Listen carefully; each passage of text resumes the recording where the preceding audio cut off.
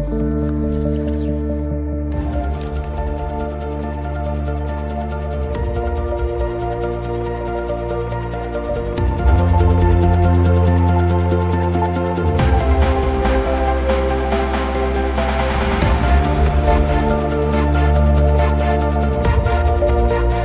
à toutes et à tous. Merci de participer donc à cette conférence donc sur la décentralisation. L'heure de la décentralisation a-t-elle sonné dans le champ de la santé?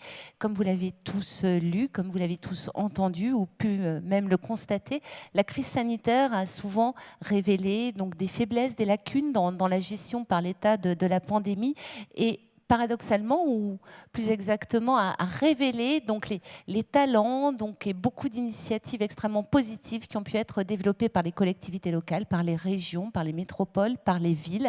Donc, est-ce que la proximité ne serait-elle pas la réponse à apporter, la réponse politique pour répondre aux enjeux de santé? C'est la question que je vous propose d'aborder avec nos spécialistes, nos experts. Et donc, j'appelle à nous rejoindre Julie Delalande, conseillère régionale d'Occitanie-Pyrénées-Méditerranée. Vous êtes présidente de la commission santé, bonjour. Donc le docteur Bernard Castells, dirigeant fondateur de la société Opsia, bonjour docteur. Et Clotilde Jolivet, directrice des affaires publiques et gouvernementales France de Sanofi. Je vous invite à prendre place et pour animer donc ce passionnant débat, Étienne Gernel, le directeur du poids. Étienne, c'est à vous, est-ce qu'on doit revoir complètement l'organisation politique de ce pays? Complètement, oulala, on va faire la révolution aujourd'hui, là je sais pas. En tout cas, c'est un sujet très important. Puis nous, au point depuis très longtemps, la décentralisation, c'est un sujet qui nous anime. J'ai envie de vous poser une première question à chacun d'entre vous, et essayer de répondre de manière relativement brève, mais donnez-nous, chacun d'entre vous, une leçon, un enseignement de la crise du Covid. Qu'est-ce que ça a révélé des failles de notre système ou des choses qu'il faudrait modifier? Alors il y en a beaucoup, mais je vous en demande un par personne pour commencer. Et Julie Delalande, on va commencer par vous. Merci. Bonjour à tous. Alors effectivement, il y a eu beaucoup de dysfonctionnements, mais si je veux en retenir un aujourd'hui, celui peut-être qui parle le plus au grand public, c'est la pénurie de masques, puisque ça a été le premier problème auquel on a été confronté. Donc une impréparation, un manque d'anticipation, et puis après qu'on en ait fait le constat, une incapacité notable à récupérer les dispositifs médicaux en question. Merci beaucoup Bernard Castells. Alors moi j'ai fait un constat, c'est que sans santé, il n'y a pas d'économie, il n'y a pas de politique, et ça a permis de se centrer effectivement sur l'idée que la santé, c'est un bien commun. Et on avait fini par l'oublier.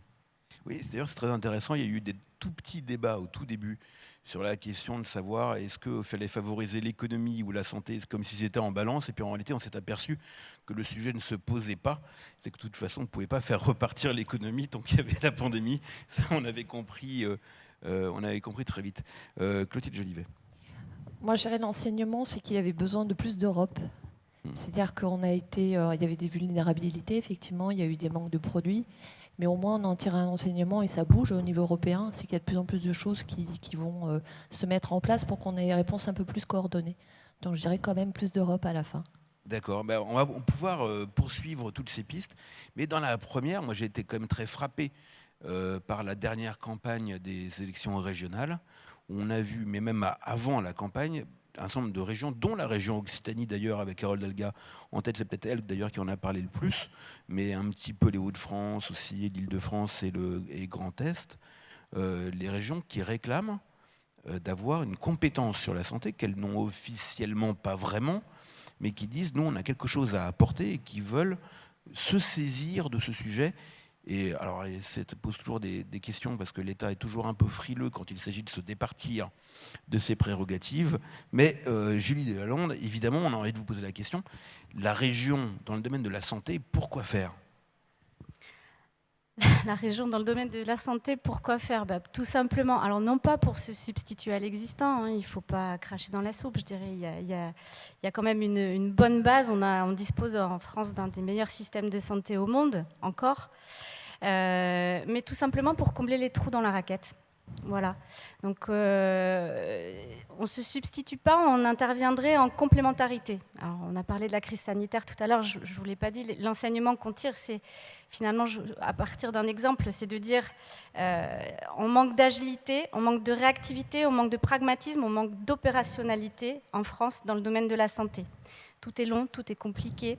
Donc l'idée de la région, c'est qu'à un plus petit échelon, l'échelon des territoires, on peut impulser cette agilité qui nous a manqué pendant la crise et qui nous manque d'une manière générale. Cette agilité, et puis pas uniquement.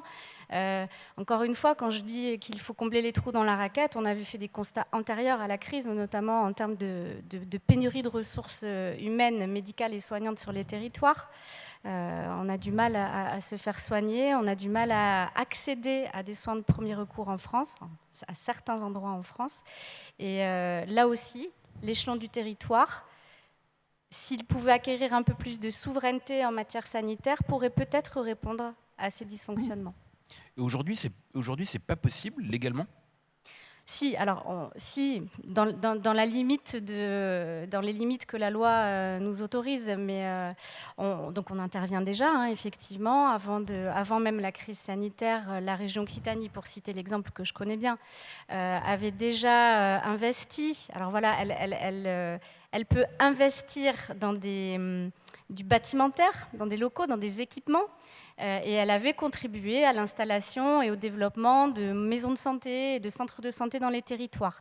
Donc elle est intervenue sur les infrastructures qui permettent d'héberger les médecins qui pourront combler ces pénuries dans les zones, ce qu'on appelle les déserts médicaux. Qu'est-ce qu'elle a fait ? Elle n'a pas fait que ça, elle intervient beaucoup en termes de prévention. Les régions font beaucoup de prévention. La prévention, c'est un peu le parent pauvre du système sanitaire français. Donc, vous savez, on a beaucoup de régions ont un Green Deal, hein, un pacte vert, et donc on finance énormément de recherche et d'innovation pour tout ce qui est alimentation, pour tout ce qui est lutte contre les perturbateurs endocriniens, on prône le zéro plastique, enfin voilà, des choses comme ça. Donc il y a beaucoup d'investissements. Mais par exemple, je veux rebondir là-dessus parce qu'on a beaucoup parlé pendant la pandémie des autorités régionales de santé, les fameuses ARS, qui sont, il y a écrit régional dans le nom, mais finalement elles ne sont pas régionales, elles sont entièrement étatiques, c'est ça, hein ? Oui, tout à fait. Mais est-ce qu'il faudrait qu'elles deviennent régionales, vraiment ?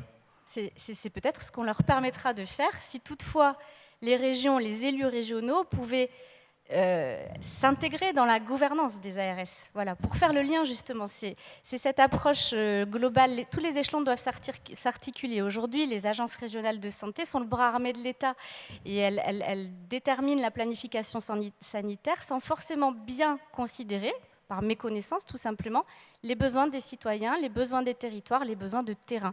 Et si les élus locaux, et a fortiori la région, parce qu'on pense que c'est le bon échelon vu ses compétences déjà, mais j'y reviendrai tout à l'heure, si la région intègre la gouvernance des ARS, et c'est ce qui se profile dans les lois à venir, on l'espère en tout cas, la loi 3DS, décentralisation, déconcentration, différenciation et simplification, elle nous permettra peut-être de prendre la présidence des ARS et donc d'impulser des idées et d'impulser des manières de faire, de bonnes pratiques.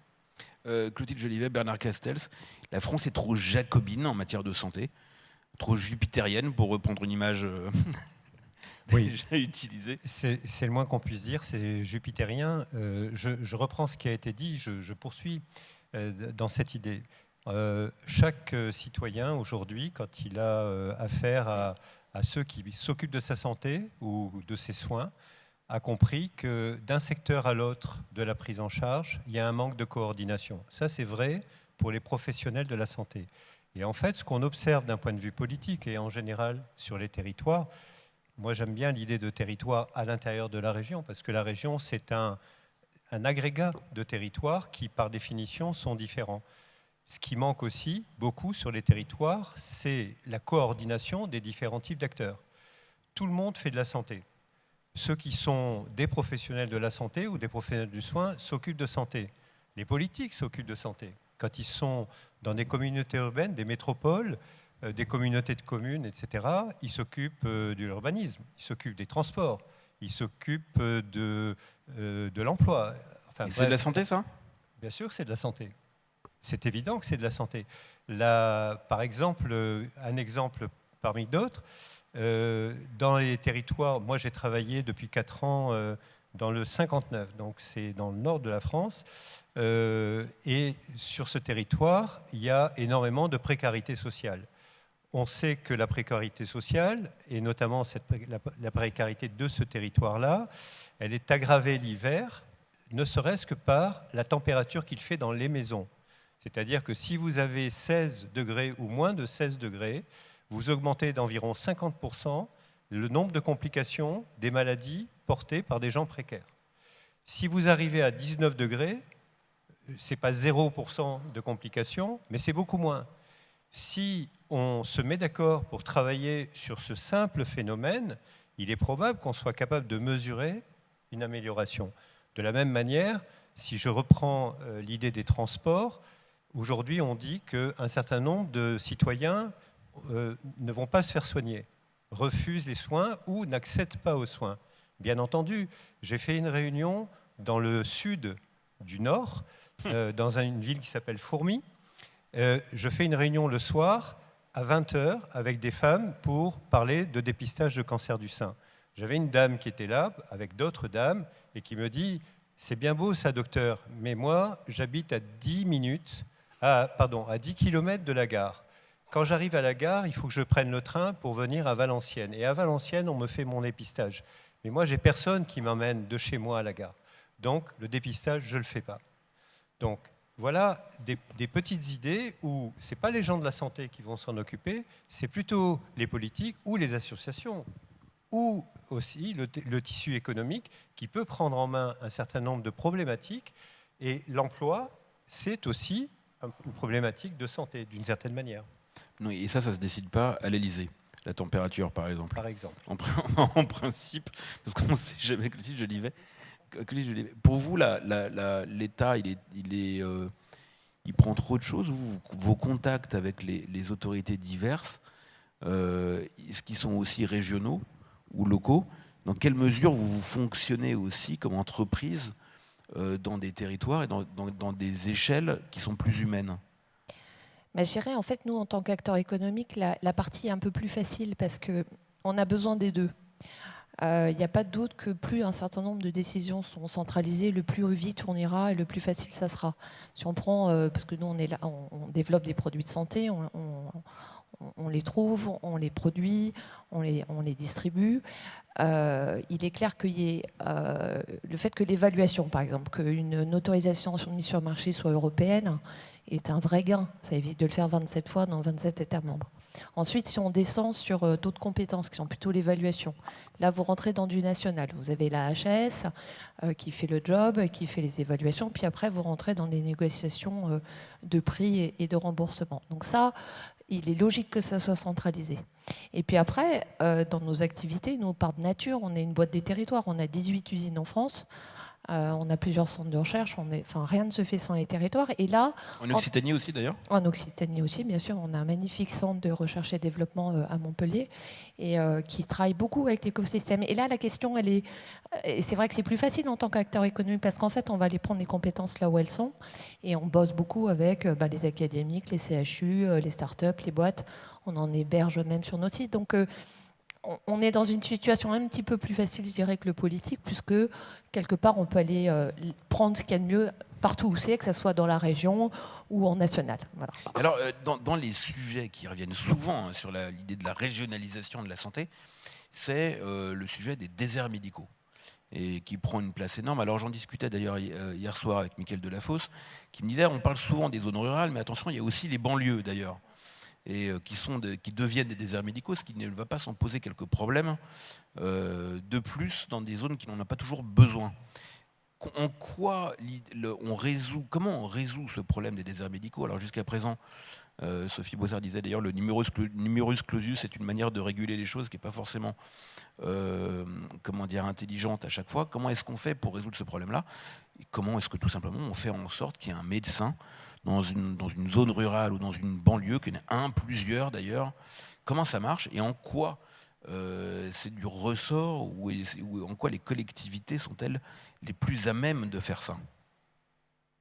Alors, on peut y arriver. C'est le pari que la région Occitanie fait. Donc on a un élément programmatique phare qui est la santé du quart d'heure.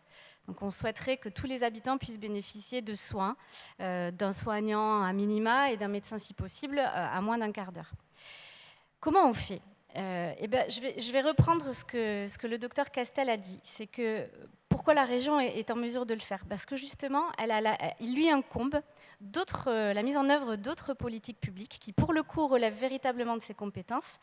Et elle va articuler toutes ces politiques publiques dans le même sens pour arriver à cet objectif. Donc, je vous donne des exemples.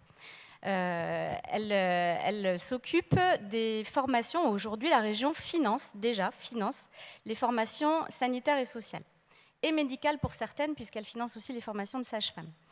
Mais elle n'a pas la main sur les quotas. Bon, c'est ce qu'on réclame à l'avenir. N'empêche que c'est quand même elle qui les demande. Elle fait un constat sur le territoire. On va d'abord régler le problème de la pénurie de ressources, pas assez de compétences soignantes.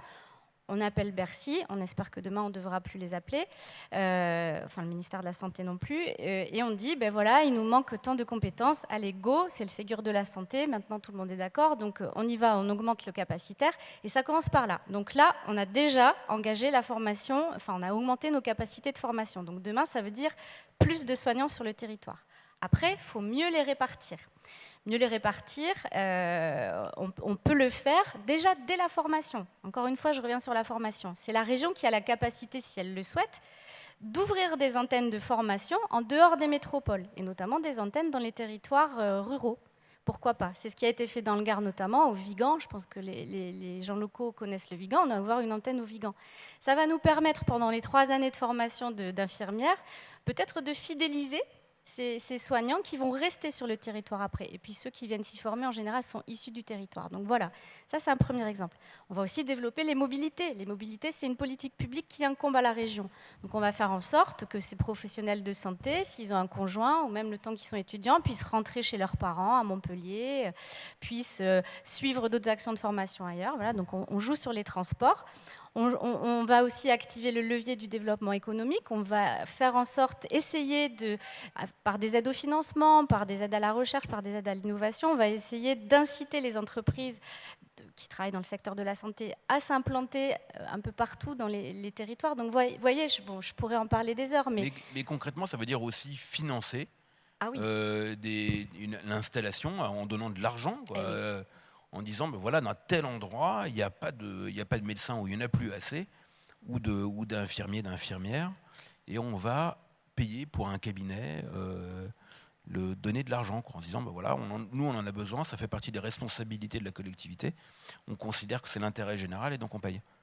Tout à fait. Alors, l'argent des régions, je pense que vous le savez, vient essentiellement de l'État. Donc, on peut se dire que finalement, c'est le même argent qui serait peut-être utilisé de manière plus rationnelle, plus pragmatique, en tout cas plus en lien avec l'écosystème et avec les besoins de terrain.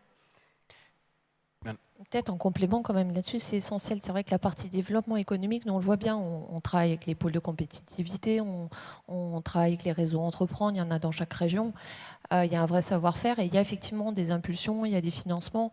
Donc via les politiques économiques, d'incitation, même sur les startups, sur beaucoup de choses, bien sûr que ça contribue et ça contribue, c'est très concret. Et ça peut en plus aller relativement vite parce que, on en parlait tout à l'heure, il y a les notions d'amorçage de startups, mais pas que.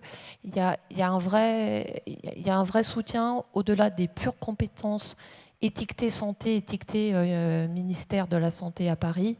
En fait, il y a vraiment beaucoup de choses qui se passent pour accélérer les réponses de santé sur les territoires via ces moyens-là. Donc ça fonctionne. Alors, moi je suis tout à fait d'accord, mais je reviens au territoire intelligent que j'appelle de mes voeux. Pourquoi ? Parce que sur les territoires, on va assister, je pense qu'on est au tout début d'un mouvement où l'hôpital est en train de s'ouvrir sur le reste de son territoire. Jusqu'à aujourd'hui, les hôpitaux sont les plus gros employeurs et les plus gros pourvoyeurs d'activités par territoire. Et ça, c'est un fait qui a été défini il y a une 50aine d'années et qui est une réalité d'aujourd'hui. Ce qui nous permet de penser que l'ouverture est possible, c'est qu'on va pouvoir, grâce au numérique, et en particulier en développant le partage des données de santé entre les acteurs du territoire, ça veut dire les acteurs sociaux, les acteurs politiques, les acteurs économiques, et les acteurs du soin. On doit pouvoir, et c'est possible maintenant, partager des données de santé pour que chaque territoire puisse démontrer sa spécificité. Parce qu'on ne va pas soigner des territoires de façon générale. On va soigner des territoires particuliers. Je vous donne un seul exemple. Si vous prenez, par exemple, les maladies du poumon dans le 59, où il y a eu pas mal de mineurs et un certain nombre de conditions de vie, vous imaginez bien qu'on ne retrouve pas la même chose dans les Alpes-Maritimes, au bord de la Méditerranée. Donc, on ne peut pas parler des territoires de façon générique. Chaque territoire a sa particularité, et c'est ce qui est intéressant dans la prise de position politique du Conseil régional, c'est de dire qu'on va tenir compte de ces aspects-là, et le numérique aujourd'hui, dans l'accélération qu'il peut produire dans la e-santé, va permettre d'abord de passer cette période très dure qu'on a devant nous, de 10 ans, où on a peu de professionnels de santé, et on voit bien que le numerus clausus et d'autres blocages sont loin de pouvoir compléter. Je vous donne un exemple que j'ai vécu en 2010, donc c'était hier. J'ai travaillé sur la Haute-Corrèze, donc c'est le plateau de Millevaches, et on a fait un pôle de santé sur le plateau de Millevaches. Et à l'époque, on n'avait pas l'ensemble des données qu'on a aujourd'hui en termes numériques et en termes de capacité à réfléchir ces sujets tous ensemble. Ce pôle de santé, on l'a travaillé avec les déterminants de la Haute-Corrèze, en lien avec le conseil régional du Limousin à l'époque, en lien avec le conseil départemental, en lien avec la communauté de communes. Et on a pu, autour de l'hôpital de Ussel, si vous ne connaissez pas, quand vous verrez Ussel sur l'autoroute, vous saurez que c'est de cette ville dont je parle. Sur la fameuse autoroute Chirac. Exactement, l'autoroute Chirac, effectivement, celle qui traverse d'ouest en est, ouest en ouest. Et donc, autour d'Ussel, on a créé un pôle de médecine de ville avec l'hôpital. Cette médecine de ville avec l'hôpital à Ussel a permis de créer des antennes dans les EHPAD, des antennes avec les différents acteurs du soin, de la santé, dont les pharmacies, parce qu'on oublie souvent que la pharmacie, c'est quasiment le réseau le plus maillant des territoires en France. Oui, et donc, on a 23 000, c'est ça? Pardon? Je crois que plus que ça, non? Oui, les officines. Et donc, on a pu créer une dynamique.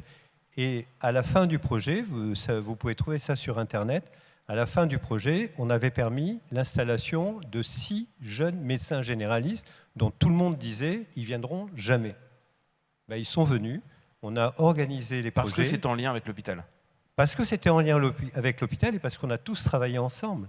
Les politiques, les soignants, les acteurs sociaux, bref, et les acteurs économiques, évidemment, du bassin, qui avaient tout intérêt à ce qu'il y ait des médecins, à ce qu'il y ait des jeunes qui viennent s'installer avec des enfants, que les lycées soient remplis, que les collèges soient remplis, et que tout ça, c'est pour ça que je reviens à l'idée de santé. Oui, la santé est un fil rouge. C'est un fil rouge d'organisation. Oui, donc ça doit être traité avec d'autres sujets. Mais si on prend un exemple très concret, là vous en avez donné un à Ussel, si vous prenez dans une métropole d'Occitanie, mais qui n'est pas celle-ci, comment faire en sorte que des médecins allaient s'installer au Mirail et pas que à Blagnac? Blagnac qui est plus prospère, qui est une grande ville industrielle de recherche, etc. Le Mirail, c'est un quartier un peu plus difficile. Comment est-ce que ça marche, ça? Comment est-ce qu'on les convainc? C'est donc il y a de l'argent. Ou alors le lien avec l'hôpital, donc ce serait en lien avec, par exemple, le CHU de Toulouse, premier au classement du point. Oui. Mais Montpellier est pas mal aussi. 7e, je crois. 6e. Alors moi, je peux apporter un semblant de réponse, même si je ne suis pas médecin moi-même. Je vois bien quand même que dans les jeunes générations, au sein des jeunes générations de médecins et de soignants, les facteurs d'attractivité ont changé. Et je pense que quand on fait le constat que ce qu'on propose aujourd'hui n'est pas optimal, il faut savoir, c'est comme dans une entreprise, diversifier les modalités d'exercice professionnel de ces professionnels de santé. Ça en intéressera forcément, et ça en intéresse déjà, on le sait. Il faut simplement qu'on puisse les aider, les accompagner en développant tout ce que j'évoquais tout à l'heure. Mais c'est une modalité d'exercice particulière, le salariat, en lien avec l'hôpital ou pas, dans des maisons de santé ou dans des centres de santé. Alors les maisons de santé, ce n'est pas du salariat, dans des centres de santé, pour le coup, c'est une nouvelle proposition et un nouveau facteur d'attractivité pour une catégorie de personnel soignant et médical. Donc ça peut marcher. Oui, je reprends la parole brièvement, mais il y a aussi le fait de pouvoir faire de la télémédecine. Si on permet aux jeunes d'avoir des activités de pratique médicale, si on permet aux jeunes de faire de la téléconsultation, il y a beaucoup de femmes qui sont médecins aujourd'hui ou soignantes. D'accord ? Donc ça veut dire aussi qu'elles sont jeunes, qu'elles ont des enfants et qu'elles ont besoin d'aménager leurs emplois du temps. Si on leur permet d'avoir accès à la télémédecine ou aux télésoins ou aux téléconseils de santé, etc., on leur offre une autre possibilité. Certains sont intéressés par la recherche, d'autres par la pratique. Et en fait, il faut ouvrir l'éventail, comme vous le disiez, des possibilités pour qu'ils aient envie de travailler. Alors, ils travailleront un peu au Mirail, un peu à Blagnac et un peu ailleurs, et peut-être un peu chez eux. Et c'est un exercice professionnel qui sera hybride entre l'exercice isolé, seul, et puis l'exercice professionnel en groupe. Et c'est vrai que la télémédecine permet à ces vertus-là de proposer du lien avec des spécialistes pour des généralistes. Enfin, c'est extraordinaire.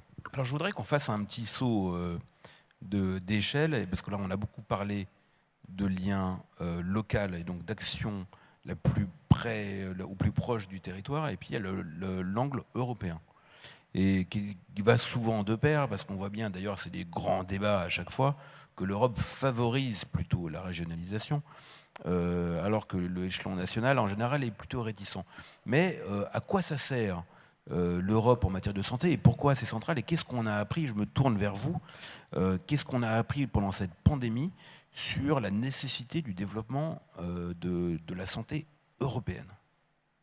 Alors, je vais beaucoup m'éloigner des sujets d'organisation des soins, mais c'est le volet, on en parlait aussi sur les enseignements de la crise, des vulnérabilités qu'on a et de la disponibilité des produits de santé. Donc c'est vrai que la crise, elle a permis à tout le monde de mieux comprendre des choses qui étaient déjà là, mais qu'on ne regardait pas avec les bonnes lunettes, qui sont les vulnérabilités qu'on a sur l'accès à certains produits de santé dans les pays. Et donc, ce qu'on a vu, et il y a eu des très bonnes choses qui ont été faites, il y a le plan de relance qui a beaucoup poussé pour qu'il y ait plus d'implantation industrielle, de production d'un certain nombre de choses, que ça aille du vaccin à un certain nombre de produits, la relocalisation du paracétamol qui sera en Auvergne est très symbolique à cet égard. Donc, il y a des choses qui sont faites. Après, il faut qu'on fasse attention, parce que là, on est sur des autres logiques, on n'est pas du tout dans aller auprès des populations, on est plutôt sur des logiques plus industrielles. Et là, il faut être très attentif à ce qu'on ne se fasse pas de la compétition. Alors là, c'est même plus entre les régions françaises, c'est entre les États membres. C'est aussi simple que de se dire qu'on ne pourrait pas faire 10 projets dans 10 États membres de relocalisation de paracétamol, parce que le marché européen du paracétamol, il n'y a pas de la place pour 10 usines.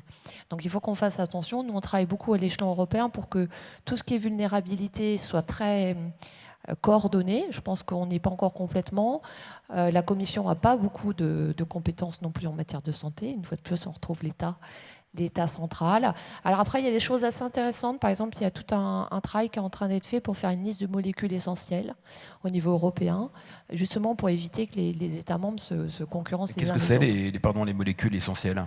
Alors en fait, si vous voulez vraiment vous faire plaisir sur l'art du débat parlementaire, vous pouvez regarder, il y a des heures de débat au Parlement européen là-dessus, qui est la différence entre les médicaments d'intérêt thérapeutique majeur et les médicaments d'intérêt stratégique et sanitaire. Bon, donc en fait, il faut c'est pas en tant que tel, la question, c'est d'aller regarder où est-ce qu'on est vulnérable. Il y a deux grands types de vulnérabilité. Soit le produit n'existe plus, c'est-à-dire qu'il n'est plus fabriqué en Europe, et si à un moment on se retrouve dans une situation géographique un peu compliquée avec des frontières qui se ferment, les appros sont compliqués. Et il faut quand même redire, pendant la crise Covid, ça a bien fonctionné. Alors, il manquait déjà certains produits. Sur les curares, un certain nombre de produits hospitaliers, globalement, il y a eu des difficultés, les masques aussi. Mais sur des produits de santé et des médicaments, la supply chain a bien fonctionné. Et c'est la deuxième vulnérabilité, c'est les supply chains. Où est-ce que dans le maillon de la prod, il manque des bouts que de toute façon, et sur le paracétamol, c'est la même question. On a relocalisé une partie de la chaîne, mais quand même pas toute la totalité, et surtout pas le tout début de la prod, qui sont vraiment les précurseurs chimiques, où là, en fait, ça va rester en Chine, il faut quand même le dire. Parce que économiquement, c'est tellement peu intéressant que ça va jamais être rapatrié. Donc, faut pas être naïf. Donc, il y a vraiment... il y a une logique de s'harmoniser, de ne pas se faire concurrence entre les États membres. Et puis après, en plus, par contre, c'est là où c'est intéressant, c'est que c'est des opportunités pour les territoires d'investir sur des projets industriels. Donc ça, on rejoint le territoire. Ces nouveaux ateliers, ces nouveaux investissements, ces capacités supplémentaires, elles seront dans les territoires. Mais sont-elles au niveau, la question s'est posée, d'ailleurs elle a été posée par le PDG de Sanofi, Paul Hudson, dans une interview au Point il y a 1 an et demi, réalisée par Guillaume Gralet qui était là tout à l'heure, et Ma Pomme, et il disait la santé est un enjeu de souveraineté comme la défense. Il plaidait pour la création, pour le développement d'un BARDA européen. Alors le BARDA, c'est un ça s'appelle ERA maintenant. Voilà, en Europe. ça s'appelle ERA en Europe, et qui en gros dépense beaucoup d'argent, achète, investit, de manière à ce qu'on soit compétitif au niveau mondial. On a bien vu récemment que c'était un sujet face aux États-Unis et à la Chine, que c'est un enjeu de puissance. C'est exactement un enjeu de puissance, un enjeu de géopolitique. On travaille beaucoup avec le gouvernement français là-dessus, avec la Commission. Il y a... c'est vrai que quand on regarde, les États-Unis avaient cette fameuse BARDA, qui est donc une agence de financement et de recherche aussi, pour garantir qu'en cas de pandémie, tout soit organisé à l'avance pour qu'il y ait les produits de santé, la recherche, les laboratoires d'analyse. Et les laboratoires pharmaceutiques ont des contrats avec la BARDA depuis, en tout cas, ce qui concerne Sanofi, ça fait plus de 10 ans, et surtout pour la grippe. Donc on n'était pas sur du Covid, on a un contrat grippe.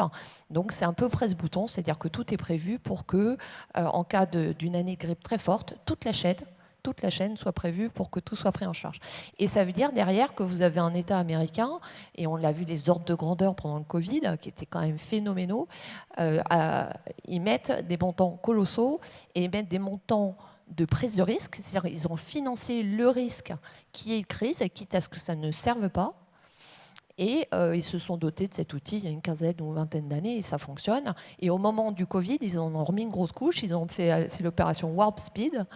Et puis ils en avaient une autre qui s'appelait Moonshot. Donc c'est vous dire les idées de grandeur. Ils ont quand même sorti 12 milliards de dollars en quelques semaines pour solvabiliser la recherche publique sur le vaccin de tous les labos, que ce soit des labos américains, des labos européens, des labos français comme le mien. Donc il y avait une volonté très forte. Et à côté de ça, c'est vrai que l'Europe était plutôt dans une situation d'abord de ne pas avoir ce genre d'outils. Et puis après, tout de suite, un autre pli, qui était d'acheter des vaccins, non pas cofinancer le risque de la recherche de vaccins, mais d'en acheter quand ils seraient prêts. Enfin, c'est assez intéressant, parce que c'est quand même deux logiques complètement différentes. C'est-à-dire que vous êtes dans des négociations de procurement, avec des histoires de coûts par dose, de montants. Il fallait fournir des feuilles Excel détaillées sur le coût de production des vaccins dans les négociations. Et il y avait à côté de ça les Américains qui finançaient du risque. Donc c'est intéressant parce que c'est deux logiques différentes. ERA vient d'être annoncé, donc c'est l'équivalent de cette agence américaine avec des valeurs européennes, qui est plus applicable à l'Europe. Mais enfin, à nouveau, c'est 27 États membres qui doivent se mettre d'accord. Donc on passe des heures à discuter ce que c'est des compétences de la Commission et on retrouve les logiques. Mais par contre, c'est vraiment intéressant parce que et la présidente de la Commission était très présente là-dessus. Elle a dit oui, il y a eu une espèce de wake-up call, de se dire bon, en fait, effectivement, on n'y est pas. Voilà. Bernard Casac, Julien Delalande, la culture publique en France en matière de santé, est-ce qu'on a assez le goût du risque? Est-ce qu'on a assez le goût de l'innovation? Est-ce qu'on est assez réactif? C'était très intéressant parce que à la télé grecque, au micro de Nikos Aliagas, Emmanuel Macron avait fait des confidences que c'est étonnant. Il a fait une forme de mea culpa, ce qui n'est pas si fréquent que ça, et dans lequel il disait mais on n'a pas eu on n'y a pas cru assez, on n'a pas eu ce grain de folie qu'ont eu les Américains au moment de l'apparition des vaccins. On n'a pas eu la même appétence pour le progrès, pour la science, pour la découverte. On n'a pas eu la même confiance dans tout cela. Est-ce que vous partagez ce jugement ou pas? Oui, enfin, moi, je le partage totalement. Je vais un peu délayer sur le sujet des données. Ce qui est certain, c'est qu'on n'a pas le goût du risque quand c'est du macro, et on vient d'en parler au niveau européen, au niveau industriel, et on voit bien le résultat à la sortie de la crise du Covid, mais à l'entrée aussi, on a vu le résultat. C'est-à-dire on n'était pas prêt du tout. Ça, c'est un premier point. Le deuxième point, c'est qu'on n'a pas le goût du risque non plus quand on est sur les territoires. Je reviens sur les territoires parce qu'on voit bien que l'industrie aussi se décline. jusque sur les territoires. On n'a pas le goût du risque parce qu'on attend de l'État des subventions, des aides, des indications, des plans, des règles, des règlements, des lois. Enfin bref, on passe son temps à attendre quand on a des réalités sous les yeux que l'on peut traiter soi-même. Je prends un exemple. Au niveau européen, il y a effectivement l'agence qui se crée et en même temps, il y a une ambition qui est portée par Thierry Breton, qui est quand même français et qui le porte avec un certain nombre d'entreprises françaises, dont Thales, dont un certain nombre d'autres acteurs, Capgemini, etc. Et donc qui essaye de porter l'idée qu'on pourrait, nous, Européens, jouer un rôle dans la grande bataille des données dont on nous parle depuis une vingtaine d'années, mais intensément depuis 10 ans, avec les GAFA et les sociétés chinoises. Alors, est-ce qu'on va pouvoir concurrencer Google, Facebook, etc., sur les domaines où ils sont déjà installés de façon massive? La réponse, c'est non. Par contre, si dans la santé, on prend en compte le fait qu'on a des données de santé qui sont, et on le dit en France beaucoup, un trésor national, on a une caisse nationale d'assurance maladie qui est soi-disant un véritable tas d'or. C'est un tas d'or dans lequel il faut fouiller pour trouver quand même les pépites au fur et à mesure qu'on passe son temps dedans. Néanmoins, si les acteurs cherchent à collecter et agréger les données qu'ils produisent, si on met en place des systèmes intelligents pour maîtriser ce que l'on produit comme données, pour maîtriser ce qu'on appelle la préstructuration, c'est-à-dire la manière dont on range les données quelque part en sachant qu'elles sont rangées comme ça et que le jour où on en aura besoin, on pourra venir les utiliser. Si par ailleurs, et c'est ce qui est en train de se passer sur les territoires, il y a un certain nombre d'acteurs, dont je fais partie, qui se disent « puisqu'on ne me l'a pas proposé, puisqu'on ne me l'a pas financé, je vais quand même le faire ». On peut aujourd'hui raffiner les données pour travailler, par exemple, avec l'industrie pharmaceutique, pour travailler avec des politiques et dire, voilà, moi je sais ranger ces données, les préstructurer, les raffiner et fournir des jeux de données qui sont utilisables. Pour qui? Pour des gens qui font des algorithmes et de l'intelligence artificielle, des gens qui font des systèmes experts pour les organisations, des gens qui s'intéressent à ce qu'on appelle le populationnel, c'est-à-dire c'est quoi la population des gens, des personnes qui ont une maladie cardiovasculaire. Dans ces maladies cardiovasculaires, quelles sont les différentes populations qui ont une maladie coronaire, un AVC, une insuffisance rénale, etc. Donc, cette intelligence-là, nous l'avons. Cette intelligence, nous pouvons y travailler. Et pour être très clair, puisque je connais bien les États-Unis avec qui je travaille depuis plusieurs années maintenant sur ces sujets, je suis tranquille, nous n'avons pas de retard. Sur l'intelligence, nous n'avons pas de retard. Là où nous avons du retard, c'est sur la manière d'accompagner cette intelligence. Et je reviens à la prise de risque. C'est que quand vous êtes... je vais vous citer une anecdote récemment vécue. Je discutais avec la responsable nationale d'un sujet sur les données de santé et on présente ce qu'on a fait à la main, au fond de notre cave, pendant 4 ans, pour montrer que ça marche et que ça marche très bien. Première question à la fin de ma présentation, est-ce que vous le faites vraiment? La réponse, c'est oui, madame. Deuxième question, pourquoi je ne suis pas au courant? Ben, madame, vous n'êtes pas au courant parce que vous ne vous intéressez pas à ceux qui sont au fond de la cave et qui, n'ayant pas les moyens de faire autrement, le font dans l'ombre. Peut-être 2 questions, docteur, pour prolonger justement cet échange. Donc, est-ce que vous croyez dans notre Health Data Hub, qui s'annonce quand même comme un joli modèle, j'ai cru comprendre que non, donc qui est la base, hein, justement, qui va permettre d'agréger les données et de faire toutes les recherches qu'on appelle tous de nos voeux. Donc, voilà, peut-être comme première question. Je crois au Health Data Hub dans la mesure où le Health Data Hub, au-delà du principe, construit véritablement la convergence des données, de l'ensemble des données, de la Sécu, hein, donc les données qui sont notre trésor, un vrai trésor, mais aussi les données qui sont produites sur les territoires et qui s'appellent la vie réelle. Parce que la vie continue à produire des données. Elles ne sont pas toutes à la Sécu, ces données. Quand je suis malade et que j'ai un cancer et je suis soigné par chimiothérapie, ça va dans les données de la Sécu. Par contre, quand je suis à la maison et que j'ai mal au dos, que je ne dors pas, etc., etc. Ce n'est pas forcément inscrit dans ma ligne de sécu. Ça ne va pas au Health Data Hub. Et pourtant, ces données de vie réelle, ce sont les données qui nous permettent à nous d'intervenir plus vite sur des complications, sur le fait qu'un patient ne suit pas son traitement. Donc là, on a une vraie question de fond à organiser et il faut, c'est quasiment urgent, parce que le Health Data Hub, normalement, doit se placer aussi dans une perspective européenne de ce qu'on est en train de construire autour de Gaïa, par exemple, et d'autres systèmes. Absolument. Et ma deuxième question, mais peut-être pour une réponse très rapide, parce que ce n'est pas Oui. complètement le sujet, mais quand même, c'est celui de la lourdeur administrative. Est-ce que la CNIL impose là aussi trop d'obligations? Est-ce que c'est pas ça aussi qui freine un petit peu notre pour être très dynamisme. concret, dans mon expérience personnelle, donc c'est un avis personnel qui n'engage que moi, je peux vous dire qu'avec la CNIL, j'ai moins de problèmes que quand je demande un crédit d'amorçage à la BPI. Voilà. Alors ça, justement, bah oui, là on en revient à la question régionale, parce que c'est une question d'investissement et de la rapidité de la réponse. Ça, c'est une compétence de la région dès aujourd'hui. La compétence économique est très importante. Donc ça, il y a un sujet là-dessus d'investissement. Alors ici, il y a Medvelet, qui est un peu le sujet du moment. D'ailleurs, on en parle beaucoup. La région a vocation à devenir investisseur dans les domaines de santé et de la recherche, des startups, de ce genre de choses? Oui, alors la région a toujours été à plus ou moins grande échelle investisseur. En tout cas, elle a la charge du développement économique aussi, donc forcément ça va de pair. Mais encore plus maintenant, peut-être dans le secteur de la santé. Alors il y a une agence de relocalisation notamment qui a été créée.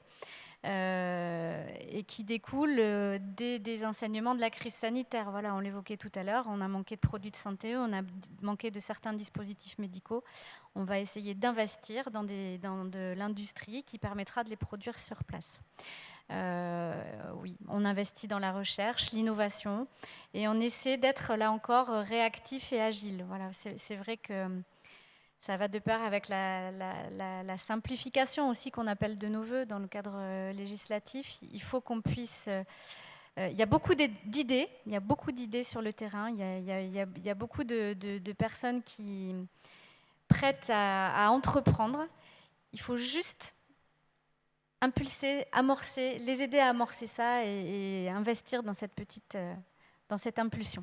Alors on arrive à la fin, mais j'ai envie de vous poser une question rapide. Je vous ai demandé tout à l'heure un constat, mais une chose qu'on pourrait changer, améliorer, il y a une campagne présidentielle, vous l'avez peut-être remarqué, donc on aura un ou une nouvelle présidente, ou le même d'ailleurs, on ne sait pas encore, mais en mai prochain, qu'est-ce qu'il faudrait changer en un mot, chacun, Julien, qu'est-ce qu'on peut améliorer tout de suite là et qui changerait la donne? Julie Delalande, c'est pour vous. Rapprocher la décision des territoires. Bernard Castel. Je suis d'accord, et coordonner l'ensemble des acteurs des territoires, comme je l'ai dit tout à l'heure. Alors, je suis d'accord aussi, et je dirais la prévention. C'est en remettre vraiment l'accent sur la prévention. Oui, alors ça, c'est toujours la faiblesse française, non? Un peu, non? C'est quand même toujours. On dit toujours ça quand on dit nous, on est des super hôpitaux avec des mandarins supersoniques qui font des opérations incroyables, mais en prévention, on est un peu derrière, c'est vrai ça? Alors, moi j'ai une question que je vais vous soumettre, mais vous n'aurez pas la réponse ce soir.